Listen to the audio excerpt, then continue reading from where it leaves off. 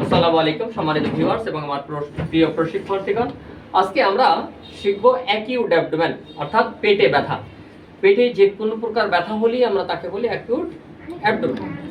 Acute abdomen যদি হয় তাহলে আমরা কোন কোন জায়গায় কি ব্যথা হয় এটা আমরা সিলেক্টেড করব। আজকে পেটকে আমরা 3 ত্রিক্ষে 9 ভাগে ভাগ করেছি।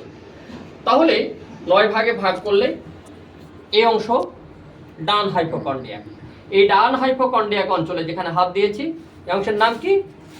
ডান হাইপোকন্ড্রিয়াক। এই অঞ্চলে এখানে যদি ব্যথা হয় তাহলে লিভার এবং পিত্তথলির ব্যথা, লিভার এবং পিত্তথলির ব্যথা। ইপিগ্যাস্ট্রিক, মাঝখানের অংশের নাম হচ্ছে ইপিগ্যাস্ট্রিক। এখানে কিছুটা গ্যাস্ট্রিকের ব্যথা এবং লিভারের অগ্রভাগের ব্যথাও হতে পারে। এখানে স্প্লিন বা প্লিহা, প্লিহা এবং এখানে আছে প্যানক্রিয়াজ, প্যানক্রিয়াজ অগ্নাশয়। তাহলে এখানে অগ্নাশয়ের ব্যথা এবং প্লিহার ব্যথা।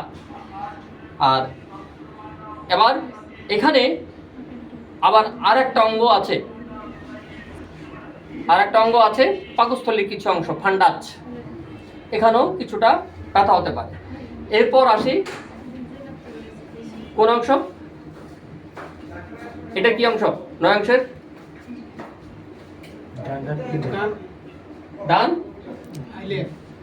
ডান লাম্বার, ডান লাম্বার, ডান লাম্বার।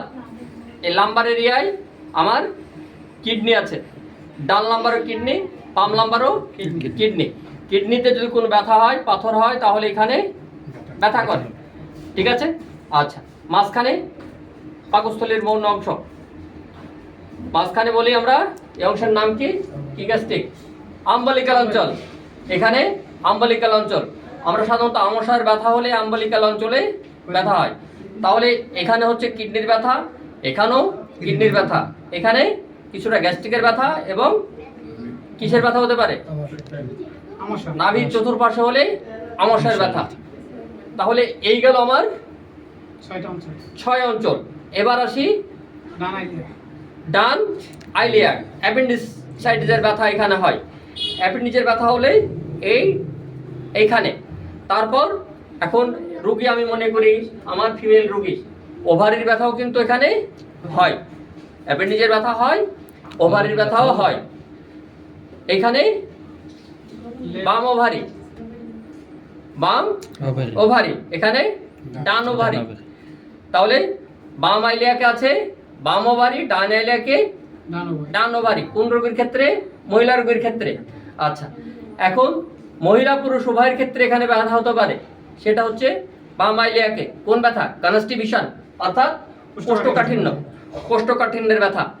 তাহলে এখানে অ্যাপেন্ডিসাইটিসের ব্যথা, এখানে কোষ্ঠকাঠিন্যের ব্যথা এবং ফিমেল রোগীর জন্য ওভারির ব্যথা এবং কোষ্ঠকাঠিন্যের ব্যথা। এখন আসি হাইপোগ্যাস্ট্রিক অঞ্চল। কি অঞ্চল?